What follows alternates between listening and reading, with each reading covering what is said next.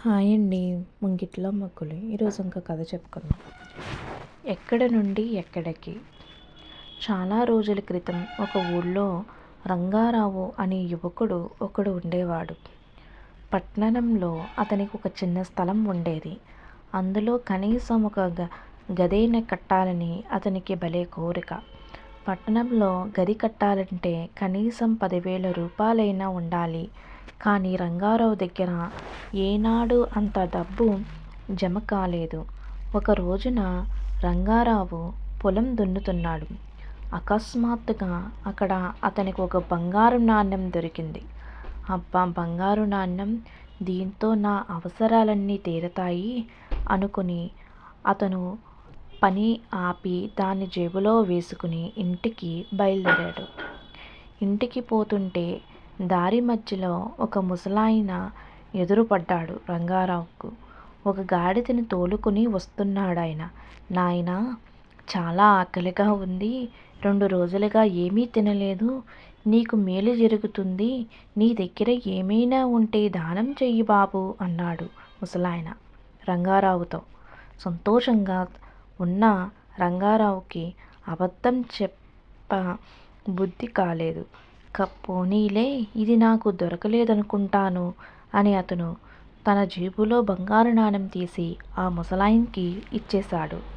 చాలా గొప్ప పని చేశావు నాయనా. దీనితో నా అవసరం నెరవేరుతుంది.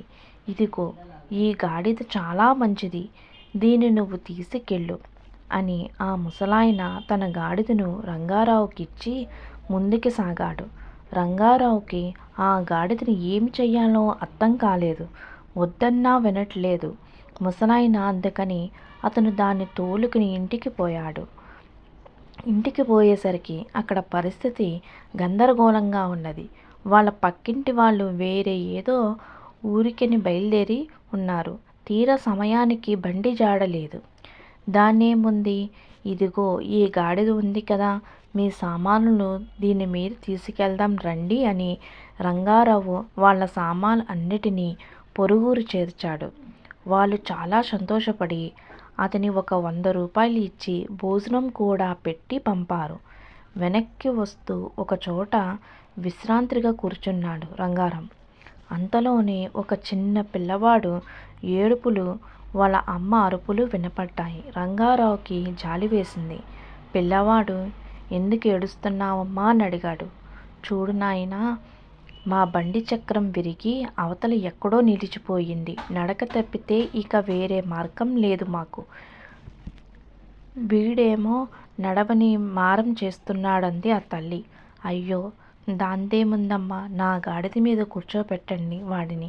చిటికలో అందరం పట్నం చేరుకుందాం అన్నాడు రంగారావు ఆ పిల్లవాడిని సముదాయిస్తూ. పిల్లవాడు సంతోషంగా గాడిదనెక్కి కూర్చున్నాడు. పట్నం చేరాక వాళ్ళ నాన్న రంగారావు బలవంతంగా 100 రూపాయలు ఇవ్వటమే కాక, నీకు ఏ అవసరం వచ్చినా నన్ను అడుగు, సంకోచించకు అనే మాట కూడా ఇచ్చాడు. ఏదైనా ఒక చిన్న పని ఇప్పించారంటే మీరు పేరు చెప్పుకొని బ్రతుకుంటాను అన్నాడు రంగారావు వినయంగా. పనిదేముంది, మన సైకిల్ షాపులోనే పని చెయ్యి. నీ పనిని బట్టి ఎంతో కొంత జీతం ఇస్తానులే అన్నాడు పెద్ద మనిషి. అలా రంగారావు సైకిల్ షాపులో పనికి కుదురుకున్నాడు. ఒళ్ళు వంచి ఇష్టంగా పని చేయటం మొదలుపెట్టాడు. నెల తిరిగేసరికి రంగారావు 2,000 జీతంగా ఇచ్చాడు. షాపు యజమాని, అంత డబ్బు వద్దండి, ఖర్చులకి ఎంతో కొంత ఇవ్వండి చాలు అన్నాడు. రంగారావు యజమాని అతనికి ఖర్చులకి డబ్బు ఇచ్చి మిగతా సొమ్మును అతని పేరుని బ్యాంకులో వేశాడు.